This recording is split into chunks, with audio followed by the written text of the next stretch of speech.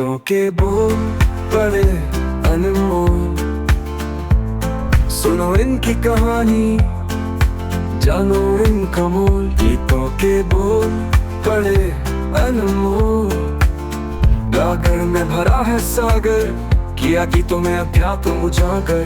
गीतों के बोल बड़े अनमोल। प्रणाम और एक बार फिर आप सबका आदरपूर्वक नमन। मैं हूं आपके सम्मुख गीतों के बोल बड़े अनमोल के साथ, जहां मैं हिंदी सिनेमा के गीतकारों के विषय में आपको जानकारी दे रहा हूं, जिन्हें मीडिया और आम लोग ज़्यादातर याद नहीं करते। साथ ही साथ डॉक्टर सुनील देवधर की मदद से हम ढूंढ रहे हैं इन्हीं गीतकारों के लिखे गीतों में छिपा हुआ अध्यात्म। चैनल है विश्व शांति दर्शन, जिसके जनक हैं MIT ग्रुप के संस्थापक और विश्व शांति के प्रबल समर्थक विश्वधर्मी प्रोफेसर डॉक्टर विश्वनाथ कराड़। जब आपको अपने फ़न, अपने हुनर के बारे में कोई गलतफहमी नहीं होती है ना, तो आप उसे बखूबी अंजाम देते हैं। यानी जब आपको अपनी काबिलियत के बारे में कोई कन्फ्यूजन नहीं है, तो आप अपना सर्वश्रेष्ठ दे सकते हैं। आनंद बख्शी ने ये बात अब बंद हो चुकी हिंदी फिल्म पत्रिका माधुरी के एक इंटरव्यू में बहुत पहले कभी बताई थी। उन्होंने वही किया जो उन्होंने कहा था। वो शुरू से ये जानते थे कि वो एक निष्कलंक गीतकार हैं, जिन्होंने कवि होने का कभी कोई दावा या दिखावा नहीं किया। ये जानना वास्तव में दिलचस्प और उत्साहवर्धक है कि कैसे रावलपिंडी में जन्मे इस युवा गीतकार ने उस दौर में अपने लिए जगह बनाई, जब साहिर लुधियानवी, शकील बदायूनी, कैफी आज़मी, मजरू सुल्तानपुरी, हजरत जयपुरी, शैलेंद्र और राजेंद्र कृष्ण दुग्गल जैसे सच्चे कवि गीतकार मौजूद थे और सुंदर काव्यात्मक गीत लिख रहे थे। ये सभी दिग्गज आनंद बख्शी से करीब एक दशक सीनियर थे। उर्दू जानने के बावजूद बख्शी की काव्य संवेदनाएं अपने पहले के स्थापित लेखकों जितनी बेहतरीन और तराशी हुई नहीं थी। फिर भी बख्शी ने अपने सीधे साधे गीतों से हिंदी फिल्म संगीत के क्षितिज पर अमिट छाप छोड़ी, और जिसे आम लोगों ने आकर्षित हुए, जिससे लोग एक तरह से उन्हें शायरे आवाम की उपाधि दी जा सकती है। और सच्चाई तो यह है कि गीतकार दिल से भी कवि होता है, लेकिन वो अपनी रचनात्मक इच्छाओं को संतुष्ट करने के लिए नहीं लिखता और न ही भाषा के अपने ज्ञान को अनावश्यक प्रदर्शन करता है। फिल्मों में गीतकार के तौर पर आपको हर संभव स्थिति, एक तवाइफ से लेकर एक बच्चे और एक नाविक से लेकर एक पॉप स्टार तक के किरदारों के लिए लिखनी पड़ती है। आनंद बख्शी की सफलता लोगों के मन की गहराई की समझ और उनकी पसंद पर आधारित थी। मानवीय मनोदशाओं और भावनाओं के असाधारण रूप से अच्छे ऑब्जर्वर थे वे। किसी सिचुएशन को विजुलाइज करने में और गीत से पहले और बाद में परिस्थितियों, मनोदशा और कहानी में वो झांकने की कोशिश करते थे। किसी भी गीत के बोल उस कहानी, विषय और परिस्थिति पर निर्भर करते हैं जिसके लिए बनाया गया है। एक गीत किसी भी मूड, अवसर या फिर किसी भी आयु वर्ग के हिसाब से लिखा जा सकता है। एक तरह से गीत लिखना बयानबाजी से भरा हुआ एक टुकड़ा लिखने से ज़्यादा मुश्किल है, अगर आप मेरी सुने तो। एक गीतकार गोलमोल बातें या खाली शब्द आडंबर का सहारा नहीं ले सकता है। उसे बिना किसी तामझाम के सच कहना होता है। इसीलिए जब आनंद बख्शी लिखते हैं कि हर रीत जगत की ऐसी है, हर एक सुबह की शाम हुई, तू कौन है, तेरा नाम है क्या, सीता भी यहाँ बदनाम हुई, तो आप स्वयं को इससे जुड़ा हुआ महसूस करते हैं, क्योंकि वे एक सामाजिक सत्य को रोज़मर्रा के दर्शन की एक झलक के साथ अंडरलाइन कर रहे हैं, रेखांकित कर रहे हैं। ये जीवन पर एक ग्रंथ है, जिसे आनंद बख्शी ने इतनी सरल भाषा में बहुत अच्छी तरह से स्पष्ट किया है, और यही उनकी स्थायी सफलता इसी में निहित भी है। कुछ तो लोग कहेंगे, लोगों का काम है कहना, कुछ रीत जगत की ऐसी है, हर एक सुबह की शाम हुई, तू कौन है, तेरा नाम है क्या, सीता भी यहाँ बदनाम हुई। आवश्यकता के अनुसार उच्च कोटि की कविता लिखने में सक्षम होने के बावजूद विनम्र और आत्मविनीत आनंद बख्शी ने कभी अपने सोए हुए काव्यात्मक स्वरूप को उजागर करने के बारे में नहीं सोचा। दो उदाहरण उनके इस अनछुए क्रिएटिव पहलू को पुष्ट करेंगे। 1962 में एक फिल्म बनी थी, नाम था वल्लाह क्या बात है। फिल्म में गीत था जो शांत, गंभीर और उदास शम्मी कपूर पर फिल्माया गया था। गीत के बोल थे, गमे हस्ती से बस बेगाना होता, खुदाया काश में दीवाना होता। इसे रोशन लाल नागरथ यानी म्यूजिक डायरेक्टर रोशन ने कंपोज किया था। अक्सर इसे सबसे गंभीर रूप से लिखे हुए उच्च गीतों में से एक माना जाता है, जिसमें विशुद्ध कविता थी। चली आती कयामत अंजुमन में, गुलों को आग लग जाती चमन में।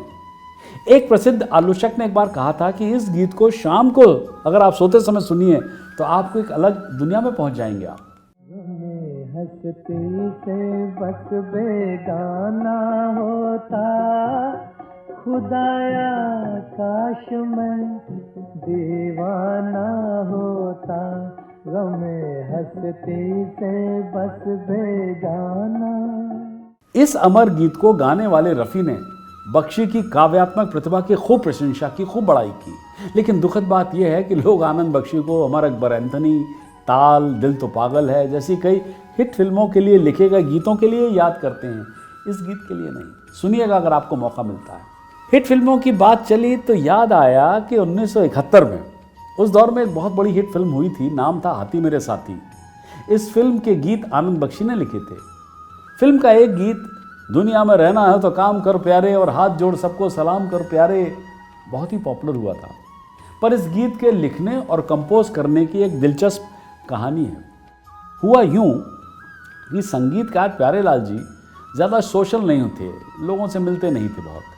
प्रोड्यूसर की चापलूसी करना, ये काम मांगना उन्हें पसंद नहीं था, ना उनको आता था। वे सिर्फ अपने काम से काम मतलब रखते थे। प्यारेलाल जी के दोस्त अक्सर उन्हें थोड़ा सोशल और प्रैक्टिकल होने की सलाह भी देते थे, मगर प्यारेलाल जी पर उसका कोई असर नहीं पड़ता था। उनके इन्हीं दोस्तों में से एक थे गीतकार आनंद बख्शी। एक रोज़ सुबह सुबह आनंद बख्शी प्यारेलाल जी के घर पहुंचे। बातचीत करने के बाद, चाय पीने के बाद उन्होंने एक कागज़ निकालते हुए कहा बख्शी जी ने कि मैं तुम्हारे लिए कविता लिख कर लाया हूँ, सुनोगे तो शायद बात समझ में आएगी। प्यारेलाल जी भी हल्के फुल्के मूड में थे, फ़ौरन उन्होंने हाँ कर दिया। तो बख्शी जी ने हाथों के इशारे से एक्ट करके कविता को एक्सप्लेन करते हुए पढ़ना शुरू किया कि दुनिया में रहना हो तो काम करो प्यारे, हाथ जोड़ सबको सलाम करो प्यारे, वरना ये दुनिया जीने नहीं देगी, खाने नहीं देगी, पीने नहीं देगी, खेल यही रोज़ सुबह शाम करो प्यारे। कविता सुनकर प्यारेलाल जी मुस्कुरा दिए।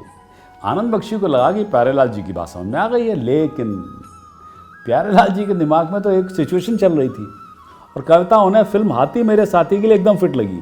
उन्होंने तुरंत आनंद बख्शी को साथ लिया और फटाफट लपक के वो लक्ष्मीकांत जी के घर जा पहुंचे।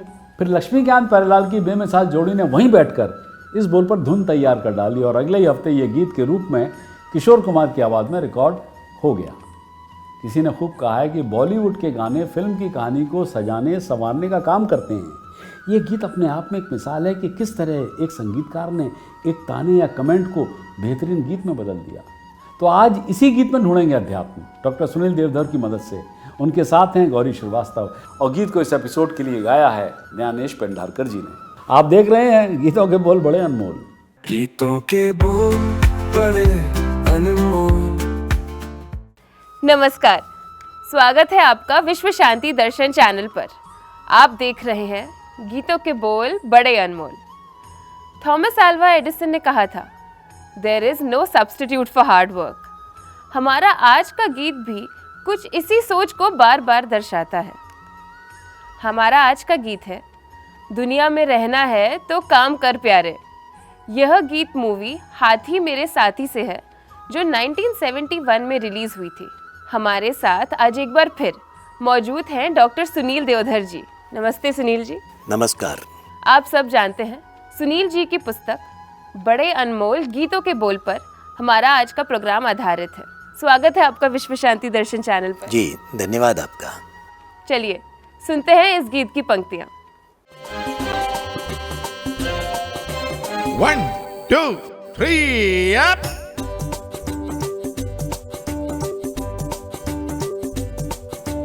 दुनिया में रहना है तो काम कर प्यारे, हाथ जोड़ सबको सलाम कर प्यारे। दुनिया में रहना है तो काम कर प्यारे, हाथ जोड़ सबको सलाम कर प्यारे, वरना ये दुनिया जीने नहीं देगी, खाने नहीं देगी, पीने नहीं देगी, खेल कोई नया सुबह शाम कर प्यारे। दुनिया में रहना है तो काम कर प्यारे, हे हाथ जोड़ सबको सलाम कर प्यारे, वरना ये दुनिया जीने नहीं देगी, खाने नहीं देगी, पीने नहीं देगी, खेल कोई नया सुबह शाम कर प्यारे, हे दुनिया में रहना है तो काम कर प्यारे। सुनील जी, ये पंक्तियां तो काफी स्ट्रेट फॉरवर्ड है। जी। दुनिया में रहना है तो काम कर प्यारे, लेकिन इस सोच में अध्यात्म कैसा छुपा है? प्रश्न आपका अच्छा है। और उसके पहले जो आपने थॉमस एल्वा एडिसन का जिक्र किया था, बेशक हमारे यहाँ ये कहते हैं ना कि कड़ी मेहनत के अलावा दूसरा कोई विकल्प नहीं है। और इसीलिए संस्कृत की पंक्ति है ना, उद्यमेन हि सिद्ध्यन्ति कार्याणि न मनोरथै, कि जब तक आप काम नहीं करते, जब तक आप उद्योग नहीं करते, तब तक आपका काम भी पूरा नहीं होता। और जहाँ तक दुनियादारी की बात है तो दुनिया के बारे में बहुत कुछ कहा जाता रहा है। दुनिया से बेजार है दुनिया, कितनी दुनियादार है दुनिया। यानी कि यहाँ इस कदर व्यावहारिकता है और इस कदर अनजानापन है कि आप उसका अनुमान ही नहीं लगा सकते। और इसीलिए कहा कि दुनिया से बेजार है दुनिया, कितनी दुनियादार है दुनिया। और जब तक काम की बात है तो यजुर्वेद का एक वाक्य है कि भूत्ये जागरणाम अभूत्ये स्वप्नम, यानी कि जागरण ऐश्वर्य है और सोना दरिद्रता है।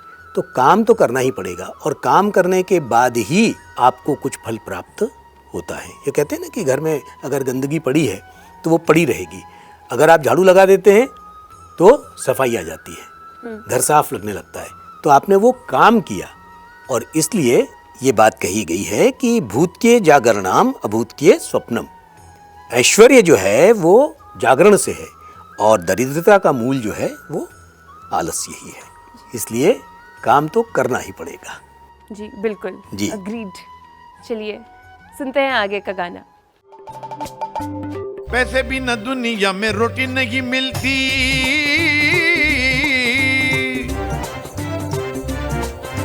रोटी नहीं मिलती, लंगोटी नहीं मिलती। पैसे बिना दुनिया में रोटी नहीं मिलती, रोटी नहीं मिलती, लंगोटी नहीं मिलती। नाम अपना न बदनाम कर प्यारे, हाथ जोड़ सबको सलाम कर प्यारे, है दुनिया में रहना है तो काम कर प्यारे। सुनील जी, हमने जो अभी लाइनें सुनी, जी, पैसे बिना दुनिया में रोटी नहीं मिलती, लंगोटी नहीं मिलती, नाम अपना ना बदनाम कर प्यारे, हाथ जोड़ सबको सलाम कर प्यारे। जी, इसका क्या मतलब है? इसका तो बहुत सीधा मतलब है कि पैसे बिना दुनिया में रोटी नहीं मिलती, लंगोटी नहीं मिलती। भीख तो मिल सकती है, लेकिन अगर आप चाहते हैं सम्मान के साथ में कुछ आपको मिले, आपको रोटी मिले, तो आपको पैसे तो खर्च करने ही पड़ेंगे। और पैसे कैसे आएंगे? तो वो उद्यम से आएंगे, मेहनत से आएंगे। कौटिल्य ने भी कहा है कि आलस्यम ही मनुष्याणाम शरीरस्थ महान रिपु, यानी कि आलस मनुष्य शरीर का सबसे बड़ा शत्रु है। और इसलिए आपको काम तो करना ही पड़ता है। और काम देखिए किस तरह से आप करते हैं, अनजाने भी आप काम करते हैं। आपको अगर खाना है तो आपको अपने मुंह का इस्तेमाल करना पड़ेगा, आपको अपने हाथ का इस्तेमाल करना पड़ेगा, आपके अपने दांतों का इस्तेमाल करना पड़ेगा। तो अनजाने में भी आप बिना काम किए कुछ नहीं कर पाते। क्योंकि फिर एक वाक्य याद आ गया संस्कृत का, नहीं सुप्तस्य सिंहस्य प्रविशन्ति मुखे मृगा। सोते हुए सिंह के मुख में अपने आप हिरण नहीं चला जाता, उसे काम करना पड़ता है। तो आपको अनजाने में भी आप कुछ काम करते हैं, क्योंकि जब आप चलते हैं, जब आप देखते हैं, देखना भी एक काम है। क्योंकि कई बार आप उस अवस्था में भी होते हैं कि आपको लग रहा होता है सामने वाले को कि आप देख रहे हैं, लेकिन आप नहीं देख रहे होते हैं। वो एक अलग विषय है और एक अलग अवस्था है। लेकिन हर चीज़ में, आपकी हर शरीर क्रिया में आपका काम जुड़ा हुआ है। पर यहाँ पे एक और लाइन है, जी, हाथ जोड़ सबको सलाम कर प्यारे। इससे क्या कहना चाहते हैं गीत? वो विनम्रता की बात कर रहे हैं कि हाथ जोड़ सबको सलाम कर प्यारे। यानी कि विनम्रता एक इतना बड़ा गुण है कि कहीं अगर आपके सामने कई ऐसे अवसर आते हैं कि जब जो बात बहस से नहीं हो सकती, वो आपके विनम्र आचरण से पूरी हो सकती है। इसलिए वो कह रहे हैं कि हाथ जोड़ सबको सलाम कर प्यारे, और वो एक फिल्म की सिचुएशन भी है। जी, थैंक यू सुनील जी। चलिए आगे का गाना सुनते हैं। इन पंक्तियों में ऐसा लगता है जैसे गीतकार पॉजिटिव थिंकिंग, विल पावर के बारे में बात कर रहे हैं। स्वे स्वे कर्मण्यभिरतः समसिद्धि लभते नरः। अपने काम में तत्पर होने के बाद ही आप उस फल को, आप उस सिद्धि को प्राप्त कर सकते हैं। Welcome back. उम्मीद है आपको गीतकार आनंद बख्शी के लिखे गीत पर हुआ संवाद पसंद आया होगा। अब मैं भी आपसे लेता हूँ विदा। अगली बार फिर आपसे भेंट होगी और ढूंढेंगे बाकी के बचे हुए गीत में छिपा हुआ अध्यात्म। शेयर कीजिए, संवाद कीजिए और जुड़े रहिए विश्व शांति दर्शन के साथ। बोलती बोल बड़े अनमोल, सुनो इनकी कहानी जनन का मोल। हमारे साथ के चलते जैसे साया है, गीतों में छुपा जीवन यही सच्चा काया है।